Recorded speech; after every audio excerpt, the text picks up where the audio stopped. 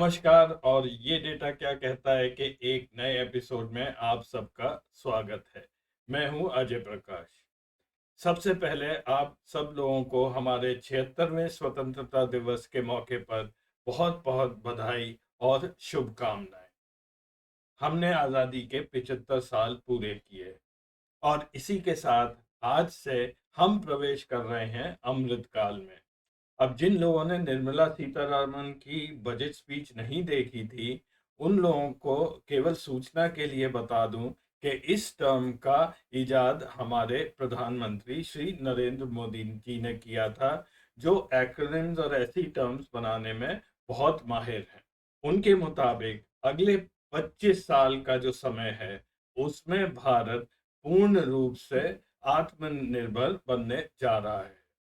हम सुई से लेकर हवाई जहाज, रॉकेट, सब कुछ हम देश में ही बनाएंगे।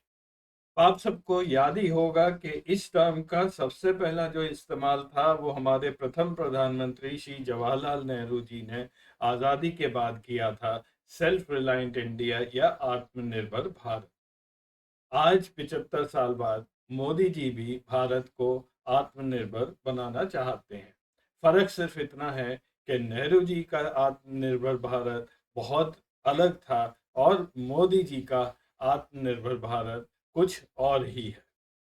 खैर, इस बारे में फिर किसी दिन बात करेंगे। चलिए इस कार्यक्रम को शुरू करते हैं। आगे बढ़ने से पहले हमेशा की तरह एक रिक्वेस्ट है, अगर आपको ये वीडियो अच्छा लगा तो लाइक बटन ज़रूर प्रेस करिए, इस वीडियो को औरों के साथ शेयर करिए, चैनल को सब्सक्राइब करना ना भूलें और हाँ, आपके कमेंट्स का हमेशा इंतज़ार रहता है। जैसा कि आप लोग जानते ही होंगे कि अगले 2024 के जनरल इलेक्शन से पहले 11 राज्यों में चुनाव होने हैं। उनमें से 2 इसी साल होंगे, हिमाचल और गुजरात। 11 में से 5 राज्यों में इस वक्त बीजेपी की सरकार है। कहने को तो 5 राज्यों में है, लेकिन जीत कर केवल 3 में ही आए थे। बाकी 2 में चुनाव होने के बाद बीजेपी ने ऑपरेशंस किए थे, कुछ ओवर्ट और कोवर्ट, उसकी वजह से वो पावर में दोबारा आ सके। इन इलेक्शंस में 1333 लोगों का अगले 5 सालों के लिए राजनीतिक भविष्य तय होगा। हमारे देश में 4126 एमएलए हैं, तो लगभग एक तिहाई एमएलए का भविष्य इन इलेक्शंस में तय होगा। तो सभी राजनीतिक दलों के लिए ये 11 राज्यों के चुनाव बहुत ही इम्पोर्टेंट होंगे। आज मैं बात करूंगा हिमाचल प्रदेश की। हिमाचल प्रदेश में इलेक्शंस इस साल नवंबर में ड्यू हैं। हिमाचल में टोटल सीट्स 68 हैं। पिछले इलेक्शन में बीजेपी ने 44 और कांग्रेस ने 21 जीती थी, लेकिन वो 2017 था और आज हम 2022 की बात कर रहे हैं। इन 5 सालों में बहुत कुछ बदल चुका है। सबसे पहले तो बीजेपी खुद एक कमजोर पार्टी बन गई है 2017 के मुकाबले। दूसरा, बीजेपी के जितने भी साथी हैं, बड़े पॉलिटिकल पार्टीज हैं, वो उसका साथ छोड़ चुके हैं। शायद ही कोई इक्का दुक्का सिंगल पार्टी वाले उनके साथ अब बने हुए हैं। मेजर पार्टीज सब उनके एलाइज जितने भी थे वो चले गए हैं। और तीसरा, आम आदमी पार्टी उत्तर भारत में जो राजनीतिक क्रीड़ा स्थल है उसमें वो घुसपैठ कर रहा है। अब उसका नुकसान बीजेपी को होगा या कांग्रेस को होगा, ये आने वाला समय ही बताएगा।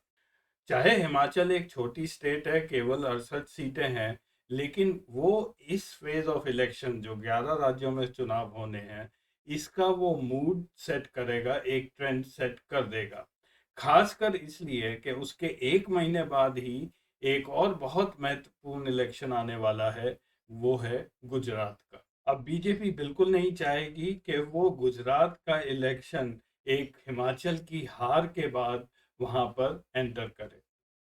अब कैसे बीजेपी ने अपने साथियों को डंप किया है, ये एक प्रोग्राम किया है अभी हाल में ही शेखर गुप्ता ने, जिसका टाइटल है हाउ द बीजेपी लॉस्ट और dumped 19 allies since 2014। Shekhar Gupta ने 19 ऐसी पार्टियां गिनाई हैं जिनमें से प्रमुख हैं अकाली दल, जिसमें बादल थे, फिर नीतीश कुमार अभी हाल ही में उन्हें छोड़कर आ गए, चंद्रबाबू नायडू, उद्धव ठाकरे, भजन लाल और वायको। कुछ और फेमिलियर नाम भी शायद आप जानते हो, जीतन राम मांझी, उपेंद्र कुशवाहा ये बिहार से हैं, ओम प्रकाश राजभर उत्तर प्रदेश से और पवन कल्याण आंध्र प्रदेश से। इन सब लोगों ने किसी ना किसी समय बीजेपी की मदद की थी सरकार बनाने में, चाहे वो स्टेट की हो या फिर सेंट्रल की हो। लेकिन मेरे हिसाब से शेखर गुप्ता 3 नाम और भूल गए। जब बात आती है 5 अगस्त की, तो हमारे गृह मंत्री 2 अनरिलेटेड इंसिडेंट्स को जोड़ देते हैं। एक है राम मंदिर का शिलान्यास, फाउंडेशन स्टोन, और दूसरा है कांग्रेस की प्रोटेस्ट जो कि 5 अगस्त को इस साल हुई थी। काला दिवस या काला जादू, पता नहीं क्या क्या बोला गया। एक और चीज हुई थी 3 साल पहले 5 अगस्त को, आर्टिकल 370 एब्रोगेट किया गया था जम्मू एंड कश्मीर में।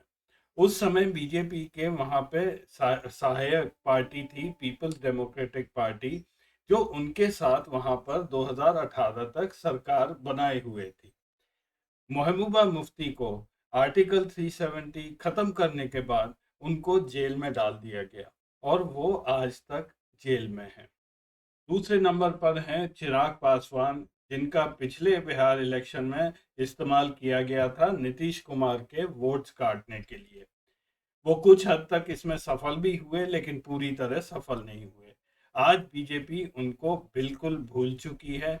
इनफैक्ट उनकी अपनी पार्टी का ही अस्तित्व खत्म होता जा रहा है। और तीसरे नंबर पर वो तो आप सब जानते ही हैं कि एक नाथ शिंदे, ये कुछ ही दिन के चीफ मिनिस्टर हैं, और जब ये सरकार गिरेगी तो वो कहाँ जाएंगे, शायद वो घर वापसी की लिस्ट में एक और नाम जुड़ जाएगा। पिछला असेंबली चुनाव हिमाचल प्रदेश में नवंबर 2017 में हुआ था। उस चुनाव के नतीजे कुछ इस प्रकार थे। बीजेपी को 48.8% वोट मिले थे, कांग्रेस को 41% 7, इंडिपेंडेंट 6.3 और बाकी पार्टियों का बहुत ही कम वोट प्रतिशत था।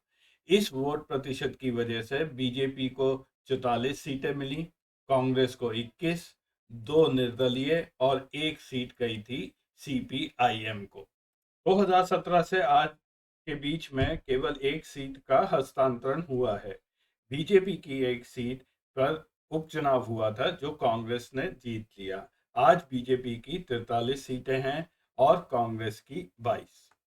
बीजेपी के बहुत बड़े बड़े दिग्गज नेता हिमाचल प्रदेश से आते हैं, जिनको आप अच्छी तरह जानते हैं।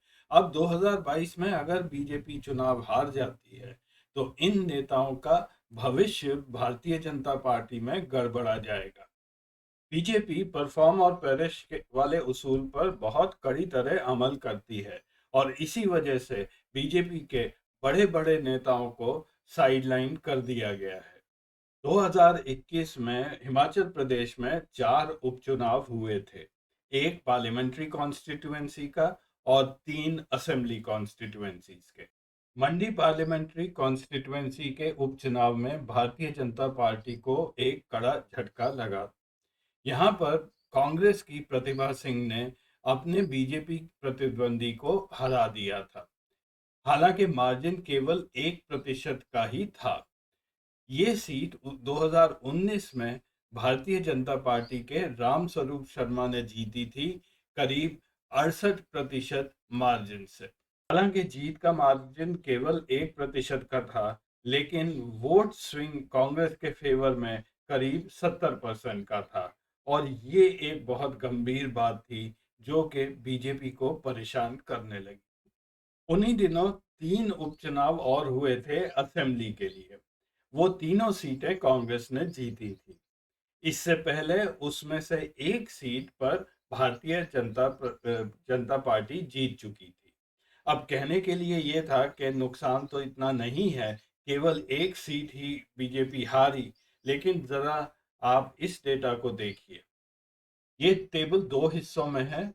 ऊपर वाला ब्लॉक 2021 असेंबली बाई इलेक्शंस के रिजल्ट्स दिखा रहा है, और नीचे वाला ब्लॉक 2017 के असेंबली इलेक्शंस का रिजल्ट्स उन्हीं कॉन्स्टिट्यूएंसीज का दिखा रहा है।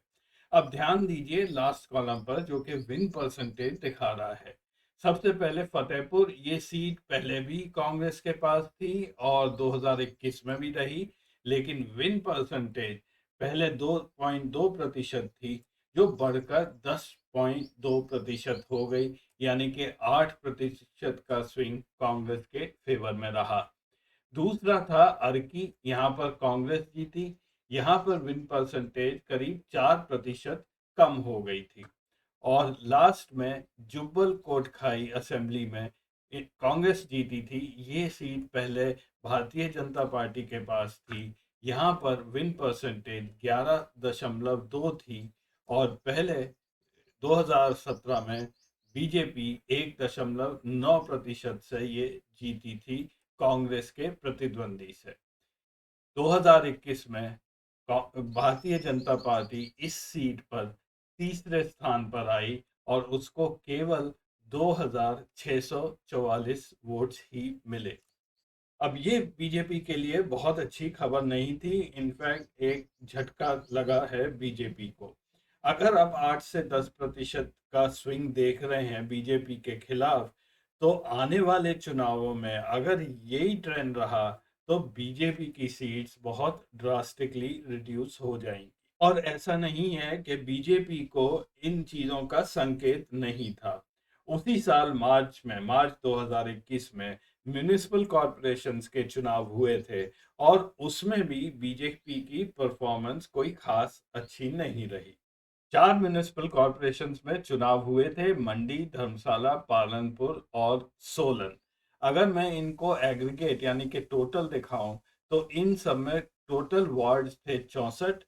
बीजेपी 28 वार्ड्स में जीती थी, कांग्रेस 29 वार्ड्स में और निर्दलीय 7 में। मुकाबला करीब बराबरी का ही रहा है। हालांकि म्यूनिसिपल कॉरपोरेशन के रिजल्ट्स को एक्स्ट्रापोलेट करना और उसको असेंबली या पार्लियामेंट्री कॉन्स्टिट्यूएंसी से जोड़ना ये ठीक नहीं है, क्योंकि ये दो चुनाव बहुत ही अलग तरह से होते हैं, इश्यूज बहुत डिफरेंट होते हैं। इन सब चुनावी नतीजों की वजह से बीजेपी बैकफुट पर चली गई है। अब इस साल जून जुलाई में शिमला म्यूनिसिपल कॉरपोरेशन के चुनाव होने थे, लेकिन वो पोस्टपोन हो गए। अब उसका राजनीतिक कारण ये माना जा रहा है कि बीजेपी वो गलती नहीं दोहराना चाहती है जो 2017 में वीरभद्र सिंह सरकार ने की थी। उस 2017 में भी शिमला म्यूनिसिपल कॉरपोरेशन के चुनाव हुए थे, कांग्रेस हार गई थी और उसके बाद असेंबली का चुनाव भी हार गई थी। क्योंकि बीजेपी इस वक्त कमजोर है और उन्हें ऐसा लग रहा है कि वो शिमला म्यूनिसिपल कॉरपोरेशन भी हार जाएंगे, तो वो ये गलती दोबारा नहीं दोहराना चाह रहे हैं, अपना फेस सेव करना चाह रहे हैं। शिमला कॉरपोरेशन के चुनावों को रोकने के लिए जयराम ठाकुर ने एक पॉलिटिकल स्ट्रोक चला।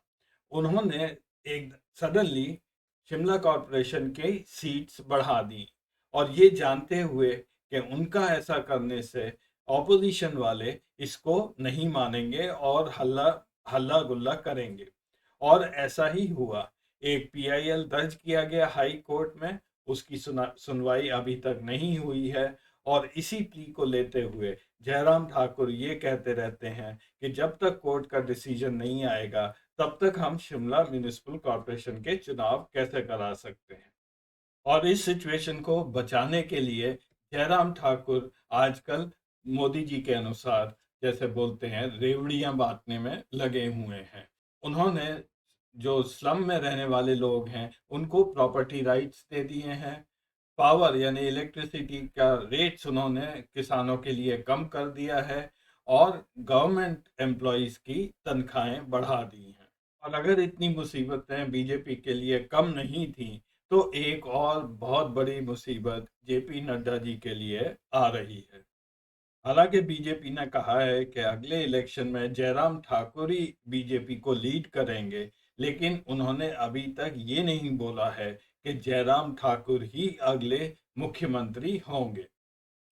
और इसी वजह से कई लोग अपना चांस ढूंढ रहे हैं। उसमें से एक अनुराग ठाकुर जी हैं, जिनको आप सब बहुत ही अच्छी तरह जानते हैं, उनकी भाषा को बहुत अच्छी तरह जानते हैं।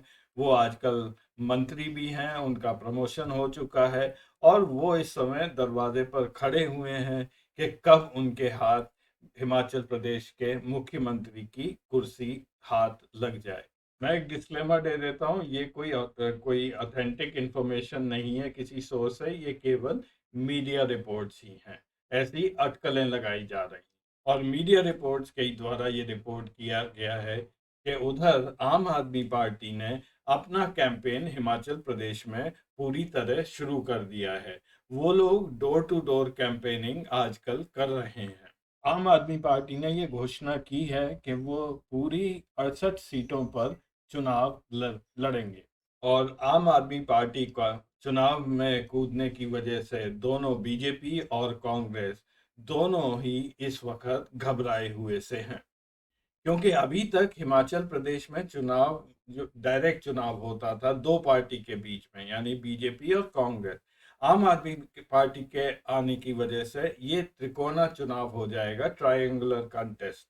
अब इससे किसकी सीटें कम होंगी या ज्यादा होंगी ये तो आने वाला समय ही बताएगा, लेकिन एक बहुत बड़ी पॉसिबिलिटी बन गई है कि हिमाचल प्रदेश की असेंबली अब एक हंग असेंबली भी हो सकती है। तो इस कार्यक्रम में आज इतना ही। अगले हफ्ते मैं फिर मिलूंगा कुछ नया डेटा लेकर। तब तक के लिए नमस्कार।